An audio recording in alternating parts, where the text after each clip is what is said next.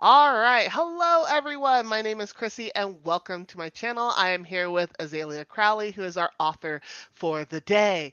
And you have a new book that just recently released, not too long ago, called Odd Blood. Do you want to tell us about that? Yeah, Odd Blood is a quirky little hybrid genre book about a woman who meets a real vampire at a Halloween party, who then offers her a job to take care of his elderly vampire roommate, and that's pretty Excellent. much So it. that's that's it. That's it. That's the summation. Yeah, that's a sitcom pitch. Here we go. I love it. I would love to see this on Netflix or on any of the streaming services, really. Um, so comedy, romance, and horror. hmm Now, TikTok, I think the book section of TikTok is very much known now for like their really spicy reads. However, this is not a hmm spicy read. And one of the reasons why that is because we have ace representation, or if I'm correct on that, right? Yep. Yeah, we're actually in Ace Awareness Week. Yep. So, do you want to tell us about your main character, the ace representation, and from Yeah. there? Yeah. So the main character, Josephine Pajimula, is she's a mixed race Filipino woman, predominantly Filipino. She's in her 30s, and she's never had a relationship before with anybody. It's just something that most people will typically have your little soft pitch ball relationships in middle school and high school and all that kind of stuff, but that was just something that this character was never interested in, or was not aware that people were interested in that with her. um and in going into writing it, it wasn't my intention to be like, hey, this character is ace. It's just something that came apparent as I was writing it towards the end. Oh, like, hey, this is a part of your identity. It's not just a late bloomer sort of thing, although that can happen. Because I just remember initially I wanted to go into it as like, there are a lot of women that I know, and I'm one of them, who didn't have a relationship until they were a lot older, Hmm. to the point where I'm around that age where people that I knew had been married for so long by the time I got married, and now a lot of those people are getting divorced. So it's a wild ride. It really is. Yes, Margaret's here. Just came Hi. Amy Rosenfeld's talk on Ace in real life. Cool. Nice. And we will look forward to you bouncing back and forth. Good luck on watching two lives at the same time.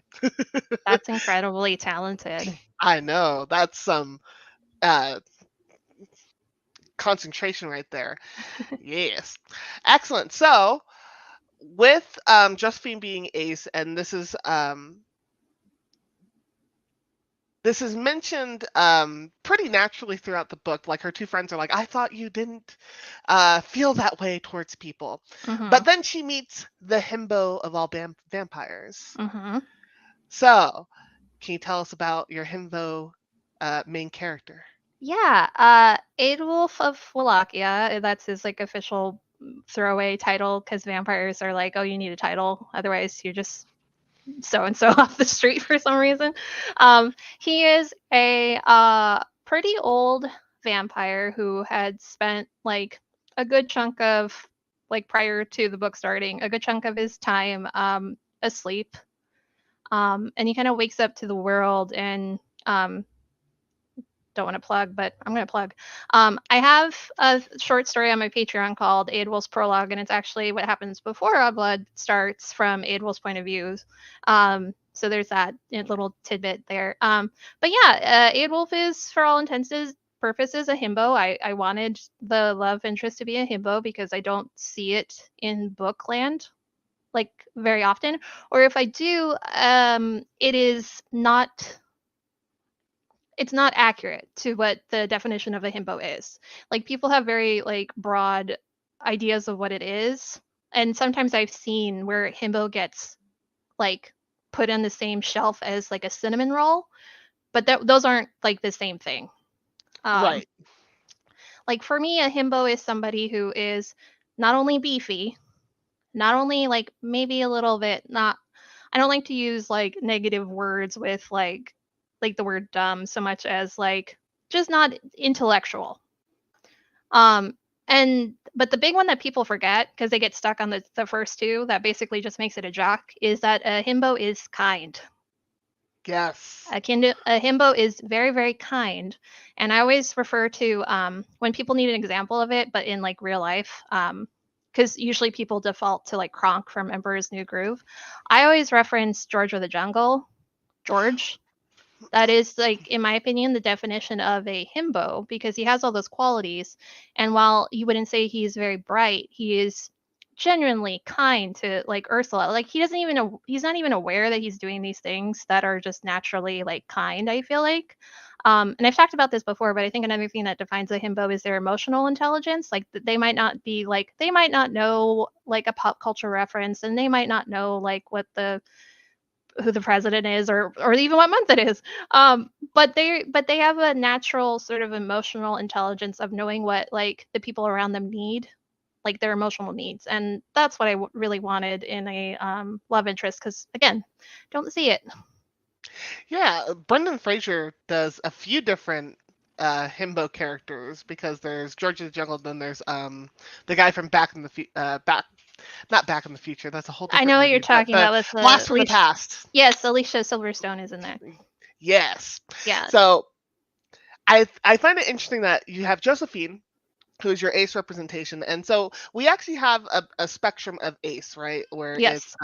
like Hmm. aromantic, and sorry, that's my son in the background, just in It's case okay. anyone's watching this. But we have aromantic, asexual. Where does she fall on that kind of spectrum? Because I have my own like thought process, but I don't know if it's entirely Yeah. spelled out in the book. Yeah. So, when I think about it now, she was like probably like 100% ace, where there was like aromantic and asexual, because like she watches K dramas, she knows about love stories, but those are things that she never thought herself capable of having. But the way that I look at it is it leans more towards demi. I myself identify as being ace flux, which means I fluctuate between being more ace versus being more demi, and that changes day to day, and it's still like something that I am coming to terms with. Because another thing about a lot of people who like are figuring out their sexual identities is that for some of us it doesn't happen until like we're in our 30s, 40s, 50s. Like some of us it happens later, and that's perfectly okay. um but yeah, it's also just part of the whole like you're just living your life and it doesn't interest you enough to pursue it, so why would you bother, kind of a thing. And for her, she was just completely content with like, I go to my job, I hang out with my friends, I watch this fun thing, I go to cons, that's fine. But there's like a monotonous sort of like thing that eventually starts happening with most of us. Like eventually you start getting bored and then you need to switch stuff up, or you start thinking about, oh, this thing happened, I wonder what that means. And you start thinking about it a little bit more. Um yeah, and she was also in this point in her life that I didn't see repres represented, where it's like, all your friends are getting married, you're no longer in your 20s, your body's starting to go, like all these things that happen when 30 comes around, um, that I hadn't seen done in books. So a lot of what is in my book is just because I didn't see it and I wanted it, so I made it happen. I love that. And real quick, hello, Lizzie Strong, Yay! heart. Well, so we have Josephine, who's ace, but then we have Adolf, who uh, what's he on the spectrum? Because I have a theory, but it wasn't necessarily. Yeah. Aidwolf is pan, so he's pansexual, so he doesn't care. His thing is that the only thing that I knew for sure is Aidwolf is the type of person that when he falls for somebody, he falls hard and he falls fast. Um, and that is just, I mean, it's very typical of his personality if you pay attention to him in the book and like how he acts. I do play, and I feel like I should have like made people a little bit more aware of this, but I do play with unreliable narration a lot. Um, so I know that I kind of messed with a couple people when I was doing it, and I was like, "Oh, you didn't pick up on that thing," and I was like, "No, why would they? You didn't." I mean, like, yeah, but it's third person limited, but like I think people are used to like first person where you kind of just know everything, And I'm Hmm. very much, I like to play with like the what do you think that means, reader? What do you think that means? Right. It's not omnipotent narration, but in that Hmm. limited scope, you're adding that kind of unreliableness since we're only in this person's point of view. We only get their interpretation of events, which makes almost everyone an unreliable narrator at some point in Hmm. time. Yeah, Okay, I like that. I like that. I do. I feel like there's this overlap that comes with pansexuality and and ace representation is that it's very much feelings based, Hmm. where someone who's pan might have a lot of sexual attraction to other people, but a lot of it goes into that feeling of that person. At least that's how I've seen it in friends of mine who Yeah, identify as such. And then you same. have the ace side of that spectrum where they're like, not really feeling attraction to anyone at all. But then like the feelings aspect gets into that. And that's what we see with Adolf and Josephine. Yeah, they that is facts as far as I'm concerned. Like a lot of my friends are either they either identify as being ace or pan or bisexual, and I think there's a lot of you know community in that, the crossover community, because of the weird sort of like alienation that we both like our communities like experience because we don't outwardly might not present what people think queerness looks like, right? So there's a lot of like, I don't know, there's a lot of like, I understand where you're coming from, even though it seems like we're on completely different like spectrums of our sexuality, that I just enjoyed a lot. And um, I don't know. I feel like if you're a vampire, you're gonna like for a really long time, you're gonna experiment with your sexuality, like, and there's a lot of self-discovery there. And I imagine like after a while, it might get boring if you just hang out with, if you just do the same thing over and over again, you might get a little bit bored. Yes. And then yeah, I feel like you would like go into heavy experimental phases like I'm going to be living for a long time, so might as well figure out like what I want and what I like Yeah. and all that kind of stuff. Um yeah, and then figure things out from there. Um One thing that I love, and you had mentioned this earlier, is that things that you didn't see in other books, you put in this one. Hmm. And one of the other things that I don't see a lot of, especially in vampire lore, is haze in vampires. So Hmm. I've been describing it as dementia in vampires, so I don't know if that's necessarily correct. But one of the character that Josephine is taking care of has what's known as haze. So can you Hmm. explain that as uh, can you give a summation of haze and kind of how that plays in with that character? Yeah, so haze is basically what the vampires call it's just like a generic term for them not being able to explain why Norma is the way she is. They assume that it's something to do with her brain. They don't know exactly what. But I have a so my vampire lore is a little bit complicated in the sense of I had so sorry, wind it back a little bit more. Norma is, and all the vampires in Josephine are basically archetypes off of the Golden Girls. I'm just gonna flat out say it Nice. in case you didn't already see it. Oh, That's what they are. So Norma is our Sophia Petrillo. She's our mm, Grandma Yetta from like The Nanny, because like The Nanny and the Golden Girls were the other two like sources where I pulled from like my inspiration for my book. So just having this sort of off the wall, says whatever, has no filter, forgets things, you know, doesn't always know where they are, kind of, you know, but overall, like lovable, wonderful, like grandma type of character. Um, so there's that. So when Anne Wolf says that, her brain was already like hazy when she became a vampire, what he's basically saying is her brain was already like that when she was human. It's not because she's a vampire, it's because of how her brain was prior. Because in my vampire lore, um, if you have something like just a physical disability or anything like that, it doesn't just magically get better because you turn into a vampire. that seems to happen a lot in other vampire stories. Is that like if you have something, it kind of goes away and you Yeah. become a vampire, like the super Yeah. transformation. Yeah, and it makes it seem like super attractive, but I always play like vampires into the more monster part. like their whole thing. So like uh the thing with Norma is that her brain will still thinks like there are times where her brain still thinks she's human, but her body is a vampire. So there's that conflict between what the brain wants versus what her body, what vampirism wants. And that's where a lot of her issues come from. It's just these two parts of her that aren't being cohesive. Um, and I've like I don't know how grim I want to be here, but like the other way I described it is like say you were turned like back when we were still doing metal fillings, right? If you wanted to, those metal fillings aren't just going to go away because you're a vampire. Like they're gonna like if they're not part of the primary like teeth that are used for like biting, they aren't going to go away. Could they go away? Yeah, but I don't know if you want to pull all your teeth out so that they grow back. Right.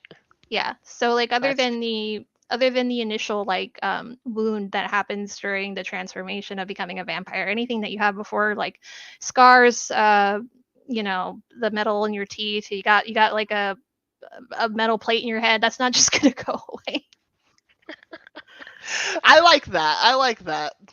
Yeah. Um, so you talked a little bit about that the vampires in your book are a little bit complex as far as world building goes. Mhm. So we have an organization that goes into drones, thralls. Do you want to talk a little bit about that world building piece? Yeah, so the FTDCA, otherwise known as the Familiar Thrall Drone Consort Association, is basically like a workers' union, but not really because nobody gets paid or whatever, for all the human vampire servants anyway. It was created in the 90s because there was a need. Vampires were tired of just being like, hey, you off the street, I need somebody. And they were tired of that. So they encourage their I haven't talked about this. They encourage their human servants to be like, you guys need to organize, you need kind of a thing so that you know our helpers, our servants, our whatever they are, can help us during these changing times. Because when you think about it, time changed so rapidly in the past like 100 years. Like it was just like bam, bam, bam, bam, bam. And if you're a vampire who's just like, oh, time is nothing, you're going to have a hard time catching up. Um, yeah, so the organization is to help facilitate like these meetings where these humans can learn and be educated and better serve their vampire masters. And Yes. I needed it as a plot device. I think it works though really well. Like that's a good explanation of world building, and I was very I was chuffed, I think is the word, to read about their organization, and I was kind of laughing at a lot of the fanfare that still is happening because like a lot of people who are in this organization, like when you ask them like how they got interested, why they're doing it and everything, a lot of them, even though they don't have like these massive benefits, like it's not really all that great pay and not all that great benefit wise as a worker, people are like, oh my gosh, but isn't it so nice to be wanted, needed, and all these other things, and also just part of this world of vampirism, which I think is like something that would really happen in this world. Like I think a lot of people be like, oh, listen, if just to get close to another vampire would be amazing, so I'm going to join in, right? But we have Yeah. one thing that I'm hoping gets into the other books that you're writing. Hmm. There is going to be more in this world, right? Because Yeah. book one. Hmm. Okay, excellent. Uh, one thing I hope either gets expounded on or maybe just touched on a little bit is that familiars are going away. They are. So can we get the definitions of each one and Hmm. some of the little differences?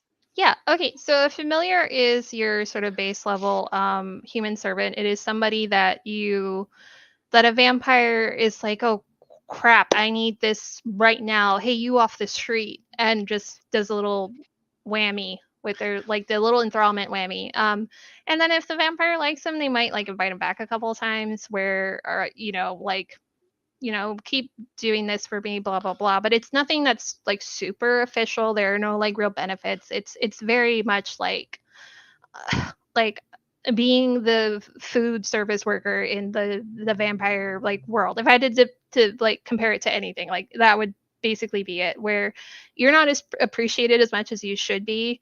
Um, but it's also part of like the old world, like how the world used to be, where vampires were very more like simplistic, and I'm just gonna grab this dude, use him, and then toss him when I'm done, like catch and release kind of a situation.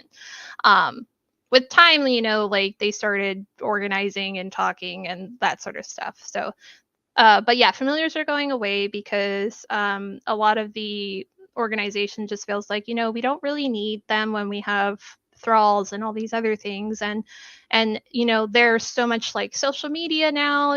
We can't just have a whole bunch of people just like wandering the streets with missing memories and blah blah blah. That could impact like our master.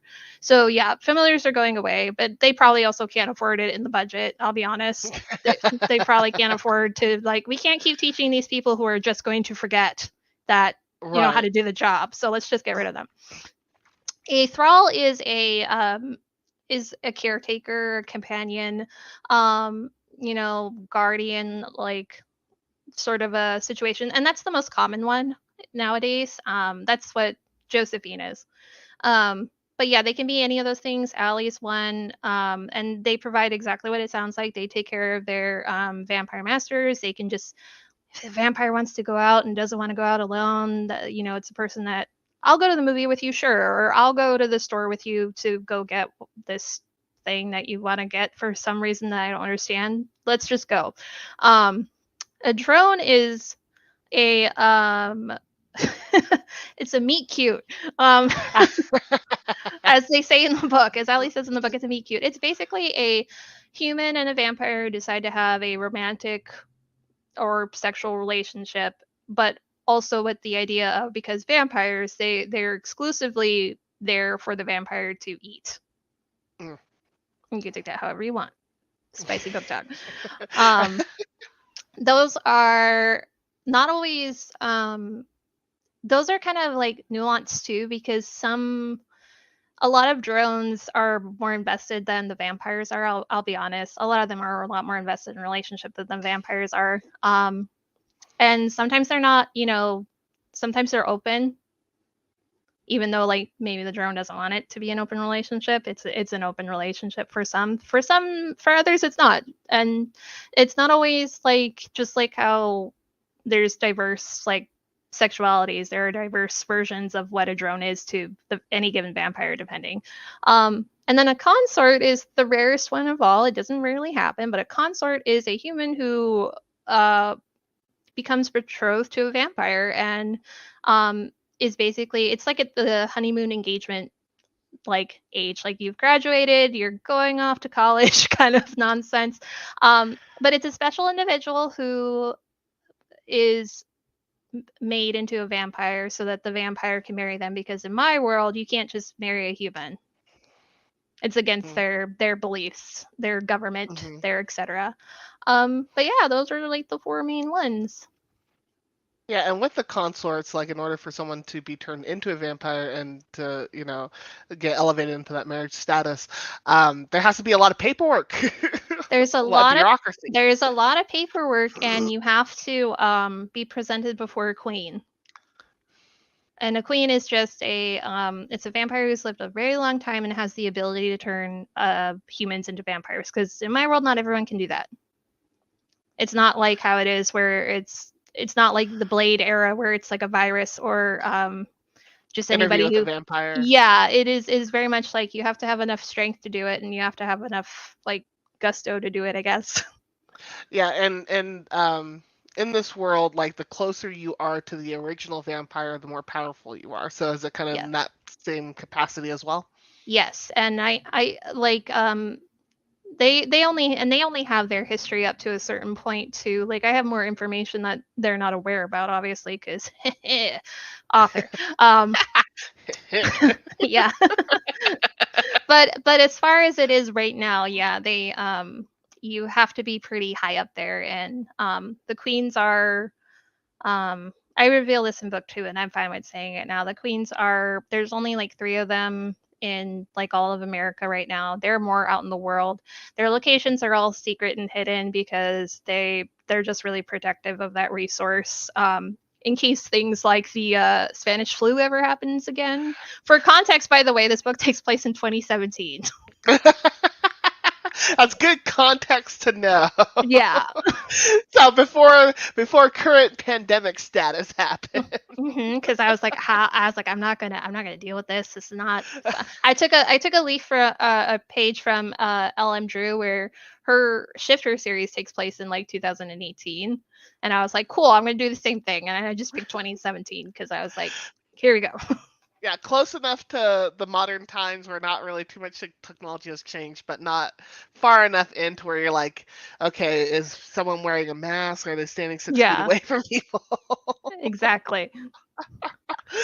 Is that something that you might address in future works because your work is in 2017? Yeah, I've thought about it, and I was like, how would I handle that? Because there's a lot of so I have it pretty much all planned. The Odd Blood is the series is a 4 book series, and I have novellas and other miscellaneous things I'm going to play with, of course. And but for all intents and purposes, it was always a 4 book series. Hmm. Um, the way that the pacing is going, I don't know if we're going to go past the year 2018 because book 2 takes place in November, same year. And Okay. then there's an event that happens in book 3 that has to happen in December. So it's kind of like a back to back to back situation. That wasn't my intention, but I realized for where the story was going and where I needed to head at the end, it kind of went that way. So Are they all yeah, hitting major holidays? unfortunately, yeah. I Unfortunately. mean I wouldn't say book 2 is the Thanksgiving holiday. Like Thanksgiving Okay. does happen in it. There's a Mm. chapter with it near the end, but like it's not like, "Oh, I can't wait for Thanksgiving." It's not Um like 2 weeks until Thanksgiving. no, I have dates. I still have like dates because that just became such a natural thing for me when I was writing book 1 that it felt weird not to be Mm. like, and book 2 takes place immediately like where I left off as like I'm so sorry I did that to you. So So how dare you? yeah. So So yeah, it does. I'm I sorry. don't know if I don't know if this is too early to talk about because I haven't really seen too much of news about book 2 because book 1 just came out. Hmm. But are we following different characters in book 2? Or are we following still Josephine and Adolf and Uh, it's just Josephine and Adolf. Yeah. Adolf? Just Sorry. oh, it's okay. As long as people look like confused. um, no, yeah. My goal was always to follow their relationship because I knew it was going to be slow, and I like I one of the things about being ace and the more demi spectrum is that I'm a lot more likely to become invested in characters like long term. The Hmm. more I spend time with them, the more in love I become with them. Which is why for me, reading books can be difficult because I don't know these people and I'm supposed to be invested in their relationship. And that's kind of like one of the reasons that also I almost always end up falling back into fan fiction because I know these characters. I know them. I spent time with them. I spent years with some of them. So like there's that familiar like, oh, okay, I know exactly what I'm gonna get when I come in here. Hmm. So No, I'm down for it. I could use a book series that just follows one coupling instead of the yeah, standalone kind of series that we've been getting. right. And that's the goal with this was I wanted to follow the same two, like the same couple, like through multiple books and see what does that look like as a progression. And granted, it's a very like short period of time. Um, but yeah, like right now, book 2 is that, newly discovered relationship, like like coupling and how you are just like obsessive, like even though that's not like not in the same way, but you know what I mean. Like that new love kind of The honeymoon kind of yeah. phase of a relationship. Yeah, that's where they are and they're making me crazy. Like I So they're posted a driving me joke nuts. well, I posted a joke video on TikTok last night about it and I'm glad I hadn't gotten flagged for it cuz I implied some things near the end. But um yeah, it's been I'm the type of writer where like my characters, and this could be because I'm a dungeon master and I play D&D and I run D&D games and stuff. So my brain just is always like characters are always in there and they're always like moving and talking and doing things while I'm trying to figure out, okay, where does the story go?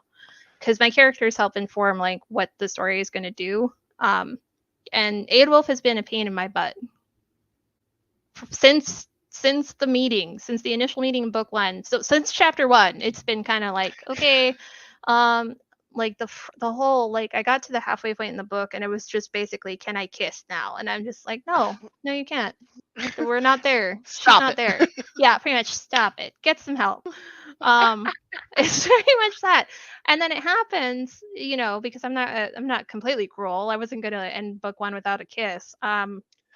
But then it happens, and then I start writing book 2 and it's like just a bunch of this. I'm just like, can you I was like, I could really use a break. Could you just go over there? Sit in the corner. Don't look at Yeah. me. Yeah, don't look at me. Don't even think in her direction. There's a lot more. So if anybody was feeling a little bit like, oh, I could have used just a little bit more, book 2 is obnoxious for me. It's a kissing book. I'm straight up. It's a kissing book. There's a lot of Like other. Princess Bride. Yeah, there's a lot of stuff happening in there, like other things, like plot, of course, because story. But like the amount of times that there's kissing in here, I'm just gonna like, I'm only allowing this because you're in a new relationship. Like that is literally the only reason why this much kissing is happening, is because you're in the honeymoon phase and you're just involved. And fine, take it. Just take this chapter. It's a kissing chapter now. That's like the Princess Bride scene. Is this a kissing book? Yeah. Yeah. Oh, that's funny. Exhaustion. Oh, I bet. That sounds exhausting. Like, stop! It is, because like it's like, guys, we have someplace we have to go and we have to get there in this many words. Like right now I'm at 63.9k Oh, away wow. from 80. Okay. And like I'm in the final home stretch and I'm just like, okay, plot things need to happen now. So I need you to cool it for this many chapters. That'd be great. Oh, my goodness. So, with this being your new book and you're tackling a series as your Mhm. first published works, what has been like expected from when you first published, and what has not been expected, like in your authoring journey? So I knew that because I live in a very specific sphere of book talk, I knew I had to communicate to people. There is no spice in this book, because because people have it very in their head, like vampires and a 6 foot whatever big man who could crush me. There are just certain things that you say and people automatically associate them with one thing. So I had to, like, it was very important to me that people understood, like, you ain't getting that from me. Not Hmm. not in this one. Maybe not in the second one. Who knows? But you're Will not there getting that. ever? Yeah, well, I actually had a conversation with another writer who was like, I thought you, like, because I was explaining how I was having difficulty with book 2, and she's like, I thought you weren't gonna spice like at all. And I was like, well, somebody is telling me that's not the case anymore, and I'm really mad about it. Um, but yeah, I just wanted to always be very clear about like reader expectations coming to my book, like whatever sort of like misconceptions that might have come across when I was trying to figure out how to market this, because it has changed. Like I just discovered what hybrid genre author is, Hmm. which I feel like defines me a lot better than me saying I'm just a romance like author, Right. um because I can't. Just like how I'm intersectional, everything I write has to be too, down to the genre. It's all Um, niche. yeah, yeah, I can't niche. I got too many. My hands are in too many little buckets. But yeah, so that was really like important to me. Just being like, hey, this is what it is. It's not anything more than this. Like, and it was hard figuring out how to market on Book Talk because there are the tried and true ways that I've seen people do, but some of those things might not necessarily like apply to me.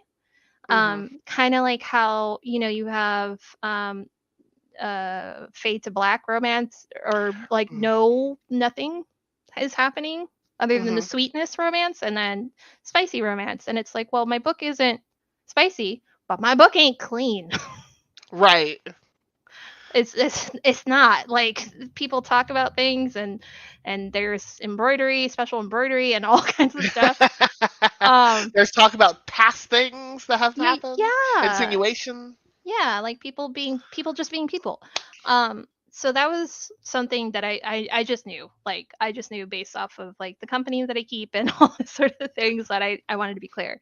As far as things that I wasn't expecting, I guess I just wasn't expecting um my book to touch people the way that it has. Like, the few readers that I have, like, I don't have a ton. Like, I think I just sold like book number 52 like last night or That's something. great. Um, Congrats. Thank you. But the people who've taken the time to do reviews, like on Goodreads or on Amazon, or who have just said in my comments, or like you, or I have another reader who left this really awesome review that touched my heart so much. But I was just like, I don't want to be weird. I really want to reach out to you and be like, thank you so much. I appreciate this so much, but I don't want to be weird because I don't want to cross the streams. Because I want to be respectful of the streams.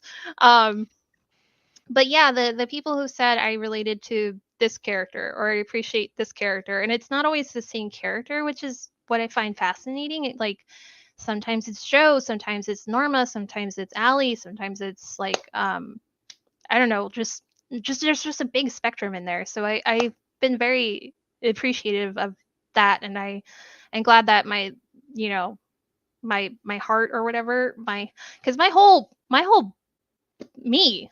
Like, if people who see me on the internet, this book is me. Like, this is the most me thing I've ever written. Um so I don't know, it means so much that I've been able to have this emotional response from people who feel like they've been seen. Like, the amount of Mhm. people who've said I felt really seen. That means so much, and I'm glad that I was able to provide that to people, because I wrote this because I was not feeling seen. Yeah, no, you hit upon, I think, quite a few identities, representation points that just aren't seen in a lot of books at the very least. I'm not going to say no books at all or no media at all, but it's just not as as well sprinkled in there, I think. Mhm. So I'm glad, and congratulations. I hope it goes even higher than that. I hope you get like a lot of sales quickly. Um, So with that, future works, you're in the process of writing book two. Do you Mhm. have a deadline for that for yourself? Like, are you just kind of like, we'll see how it goes? Right now it's kind of see where it goes. My hope was February, but I'm not promising anything at the moment because I have a lot of things that are happening in real life that I have no control over, unfortunately. And I've been very hesitant to talk about it on social media because Yeah. I don't want to be yet another like I'm sobbing at the camera kind Mm-hmm. of thing. And there's like a time and a place for vulnerability, and I'm very selective about that because I'm like, Azalea Crowley is a pen name. My whole name is very, very ethnic and very, very like Filipino. Um, so there is a level of privacy that I have, both for the protection of like my in-laws and my own peace of mind. Mm-hmm. And just because like I've always been like inherently a little bit private. Yeah. But I've been thinking about opening up about it like via my newsletter. That way it's not out in the open, but if people want to connect with me on a more personal level, there's a way to do it, and it's a lot more intimate, and it's not just my video's not going to end up on the wrong side of TikTok, is kind of like Right. the other part of that. Is like, I Mm-hmm. don't want to deal with that. I always get Yeah. scared when I talk about anything that's not books, because I was like, are you going to go over here or are you going to go over there? Yeah. You never know which audience that's gonna reach at some point. Yeah, and it's like I don't want to be misunderstood, or put something out there that wasn't like the intention, or whatever. Yeah, so, but yeah, if things work out correctly, if I can churn out, what is it? 17,000 words, however many of words in like before Halloween. There's a chance I can like be like February. Um Mhm. but like the tentative release schedule for next year is February book 2. In the summer I have a novella that I'm going to be working on for NaNoWriMo. I'm hoping I can work on NaNoWriMo. Okay. That's uh it's about Anna. Okay. It's not an origin story, but it is a story that would not leave me alone. And then in the fall, hopefully book 3. And that's all tentative to like if my real life will cooperate with my author life for a while, Hmm. then I would like to see it happen. Um, and I would also like in the future like to do like I am having this problem and I feel like I need to go on TikTok and ask people, but I'm just like, where do you find these book events that y'all are going to? Like, I'm at Book Fair, I'm at Book Thing, I'm at BookCon, I'm at here. And I'm just like, is it all just on the East Coast? Like, there's nothing over here for the West Coast people? Like, what is happening? So I've been deep diving into it because I want to go, right? Yeah. And the majority of like big ones. So there's Book Bonanza, which is not a thing that I can get into because it was sold out within like half an hour of Hmm. release. But that one's in Texas. There is one that is trying to gain traction. That's going to be in California, I think in San Diego-ish area, I think. And that one's the rom-com rom-con, not Yeah. rom-com. Yeah. Yeah. That one's trying to get traction on it. So I've been looking into it too. There's a couple that I think hit out more in California, but all the big ones are like East Coast, Yeah. New York, New York, Florida, and in the Midwest as far or in the West Midwest, it's Texas. Yeah. I'm just gonna like, we read out here too, right? I know. Like a lot of I us. go. Sorry. Go ahead. Oh no, no, no. I was just it's just continuing the thought. Like a lot of us do. Like I have a whole shelf over here. Right. Yes. No, the one convention I do go to is actually in Albuquerque, is in my hometown, and it's the sci-fi fantasy convention that I go to. That's the only one I've gone to so far. But I'm trying to see if I can make it happen this year of going to a book convention in another state. I don't know if it'll happen, but Yeah, crossing fingers. like if I ever go, I would a share a table because I'm not made of money, um, and and b I would hopefully have like at least one other book because I like I'm very proud of this book, but I would also like to be like, and here's another one. Yeah, like have a spread. Yeah, I would like to have like multiple things to offer. Granted, like I'm working on like art things that I'm working on right now because I I made this. I made That's all of awesome. it. Yeah, I made this cover, and I'm working on the second one right now. And I'm working on the embroidery hoop with the. I was told by my editor to do it, or else she would not edit anymore, more or less. But there's that reference to the embroidery hoop in Anna's room with the rats and the Hmm. pelvis. Right. Yeah, I'm working on that right now as like an art print or something that I can offer like readers when I get to the point where I can be like, hey, I have a booth at a thing. You want to come see me and be weird at me, and I'll be weird at you, and it'll be a weird time. I love that. Well, cross my fingers for that happening soon. Yeah, That'd be fun. I need a gopher though. I used to be a pretty big like convention goer in my 20s, and like now as an adult woman in her 30s, I'm like I need someone to go get me snacks and bring me a pillow and be here for when I have to go to the bathroom every hour or however often I need. I need a whole thing. I love that. Rebecca says it's true, threats were made. That's my editor. Hello, Rebecca. Excellent. I love it. More threats. I constantly. That's how she ended up being my editor. She threatened me into it. I love that. Bully editors. Love that happening. Okay, so we have book two being written, Hmm. and we have a tentative schedule as long as things align and Yeah. things go smoothly in other aspects of life. Um, And that's probably enough on the mind, but is there anything after that? Oh, there's a lot. So originally I was just gonna write vampire stuff and then just peace out and go into fantasy land because Hmm. I'm a D&D nerd. I love D&D. I love, and I have my own campaign that I've been working on for a year and a half. So I have my own like world building and things that exist that I think would do very well as a book. However, as I started writing more monster stuff, I realized that I have this whole like this ideal like Azalea Crowley like Universal Studios monster universe that just popped in my brain. And now I'm kind of like stuck up on it. And I guess as long as people want to stay in this world, because it's not just vampires. Like it's been Hmm. mentioned in here. Like there are other creatures that exist, and they show up in the following books. Like book two, I like the theme overall is basically ghosts and spirits and stuff. So that Hmm. is like a little nugget. But yeah, if people like being in this world, I have like the characters are coming out of the woodwork in book two, so it's not like I don't have material to explore. Hmm. Like if people want, like I have somebody who really wants me to explore like Misha's story, like his whole like the ghost thing, like how does it work Yeah. and how do you, well, mostly it's like how would he spice, and I am not embarrassed by the fact that I know how that would work already. Maybe I don't know. Never be embarrassed by that. I think that's Yeah, awesome.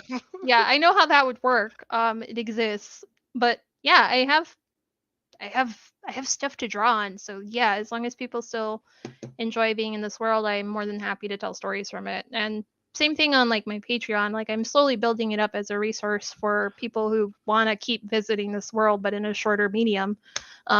I have that going right now. So Okay, so links will be provided to your Patreon, mhm. and also to your a link to your to buy your book. So I heavily encourage people to go check it out.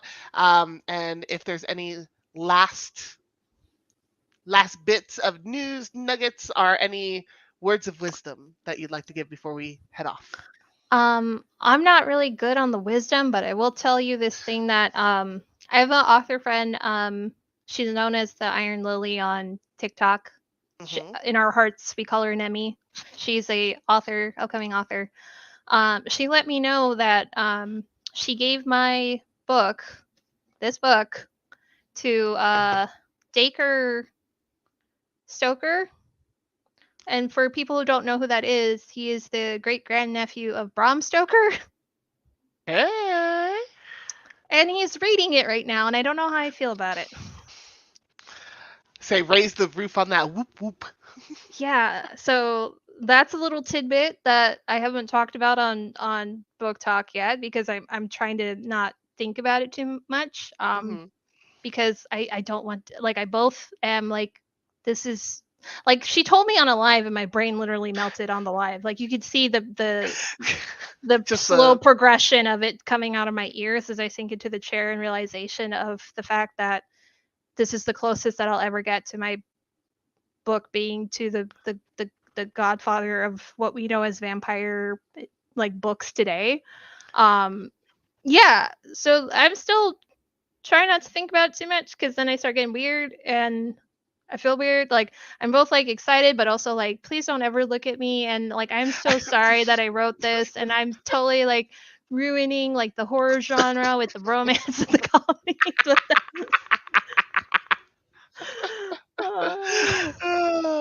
well, I hope he leaves a 5 star. I see he doesn't have to leave anything. I'm just honored that he was even willing to read. Like I'm just a little brown girl in the Pacific Northwest. I'm just the person. Yeah, I'm just like I'm literally like I'm just a, I'm just a bunch of paint like splattered on the wall. Like I'm brain melting. Oh my Oh, that's goodness. awesome. Yeah. Okay, so if anyone wants to go check out Azalea's book, I'll have the links down below, and you still have plenty of time to get to it by Halloween. Hmm. And you should read it after Halloween too. But I'm just saying Yeah. For that the by Halloween too. yeah, for the experience of this book, I recommend reading it like around Halloween, but it doesn't mean that it's not still good after Halloween. Yes. Like for the ambiance, for the Yes. Halloweeny ambiance, you guys should jump on the book.